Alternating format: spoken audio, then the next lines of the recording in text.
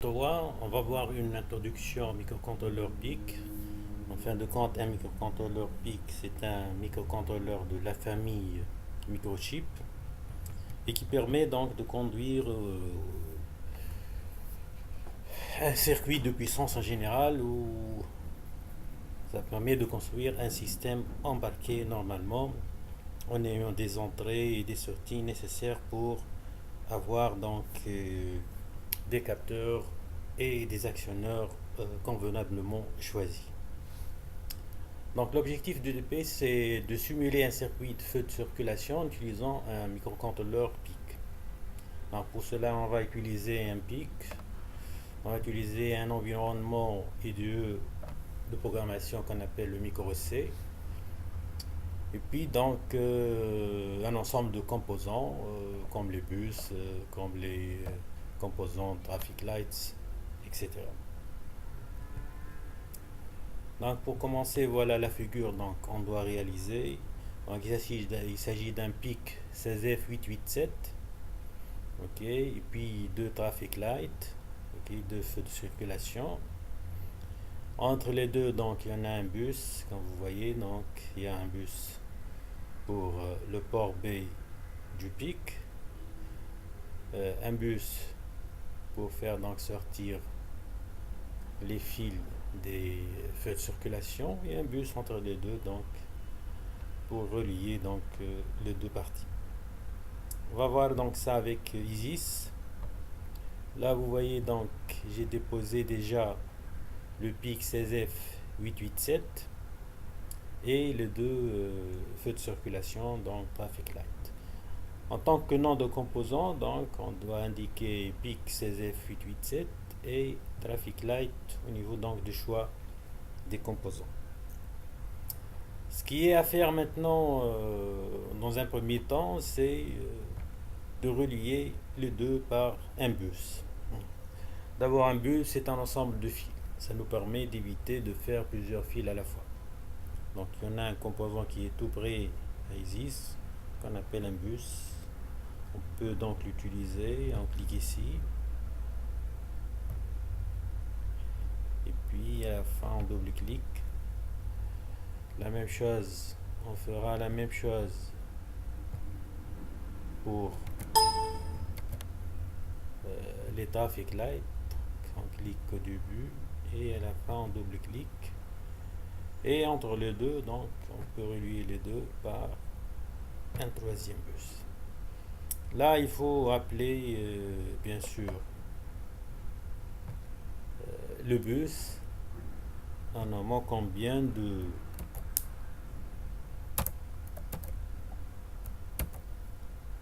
fils, si vous voulez, on veut faire. Là, j'indique donc des fils de 0 à 7, c'est-à-dire 8 fils qui vont être à partir des RB0 jusqu'à RB7, qui est le port en fin de compte du PIC 16F887. Donc je dois connecter chaque pin du PIC au bus pour pouvoir donc faire circuler l'information, les bits entre le PIC et les traffic lights. La même chose, on fait la connexion entre le bus à droite et les différents donc pins de chaque traffic light. Il ne faut pas oublier à chaque fois de nommer chaque pin par un wire label. Par exemple ici il s'agit de D0, donc je mets D0. Là donc c'est D1, j'écris D1. Ici c'est D2 jusqu'à donc nommer tous les pins du PIC nécessaires pour pouvoir commander le système, si vous voulez, de feu de circulation. On est arrivé donc à D6 et enfin et 7. De la même façon, donc ici, on va nommer chaque pin, donc D0, et puis D1,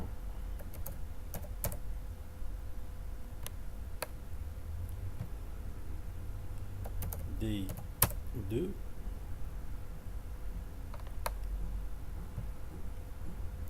D4, D5, D5, et enfin donc c'est D6. Là donc ça correspond bien au schéma qu'on a. Là on vient donc de faire la connectique nécessaire. Ce qu'il reste, c'est de charger un programme qui permet de faire donc ou d'organiser la circulation entre ces deux voies. Chaque voie normalement est commandée par un panneau de circulation qui est composé de feux rouge, vert et orangé.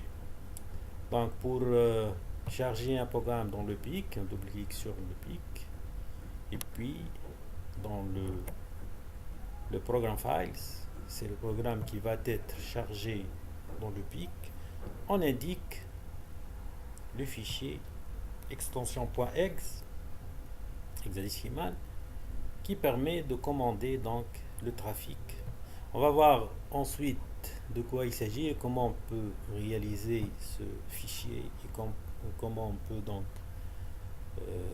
comprendre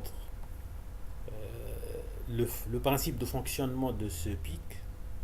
Ok, comment il permet de commander un feu de circulation à deux voies. Maintenant, juste, on va s'intéresser à la simulation. On va voir la simulation. Donc, vous voyez, initialement, c'est vert rouge, puis orangé, et l'autre c'est orangé rouge, puis on inverse les choses d'une façon, bien sûr, cyclique, avec à chaque fois un temps d'attente qu'on peut paramétriser suivant le programme qu'on va le charger dans le PIC. Donc jusqu'à maintenant, ce qu'on a vu, c'est comment dessiner ou commander un système de circulation à base de feux de circulation à l'aide d'un PIC en chargeant un programme qui fait ça. Maintenant, on va passer à voir comment on peut, si vous voulez, faire ce programme, comment on doit l'écrire, quels sont les moyens pour écrire le programme. Ok. Donc si on a choisi de programmer ça en micro C, donc on a un éditeur, un IDE qui est spécifique pour programmer en C un microcontrôleur. Il s'appelle le micro C, donc c'était la version Pro. Donc on ouvre d'abord le micro C,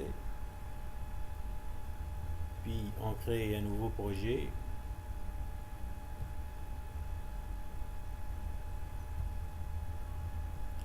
On spécifie là le type de PIC qu'on va utiliser. Ok.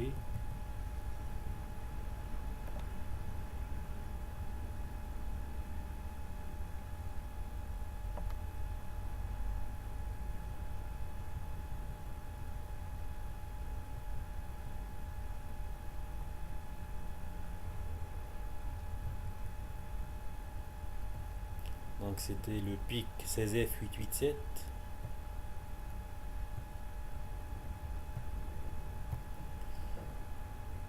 Et donc on va avoir un fichier myproject.c où on a le programme principal.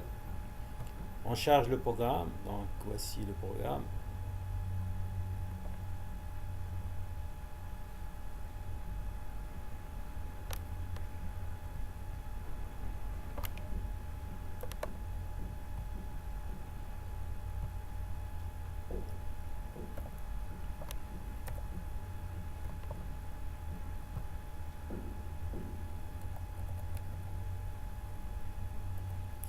programme il est assez simple. Donc on va dire compiler le programme et créer un exécutable. Donc si tout va bien, donc on va avoir cette fenêtre qui me permet de sauvegarder le résultat sous forme d'un fichier X. Ok, vous voyez donc là X. Donc j'ai appelé TL mon fichier. Donc puisque ça existe, donc il va me dire que ça existe. Ok, donc c'est pas la peine donc de le régénérer. Et puis donc voilà, il suffit ensuite de, de charger le point X dans le pic pour pouvoir exécuter donc le programme de feu de circulation. Là vraiment le programme il est très simple, donc il s'agit de déclarer un tableau sortie où on indique, puisqu'on va envoyer le résultat à chaque fois sur le port B, l'état des bits à chaque fois pour pouvoir allumer ou éteindre un feu bien déterminé. Donc on a états, quatre états. Donc soit le premier il est vert, l'autre est rouge, soit le premier il est orangé, rouge et l'autre rouge, ok, et vice versa. Donc on a quatre états, on peut les numérer. Ok, donc c'est un tableau qui correspond à l'état des sorties du port B.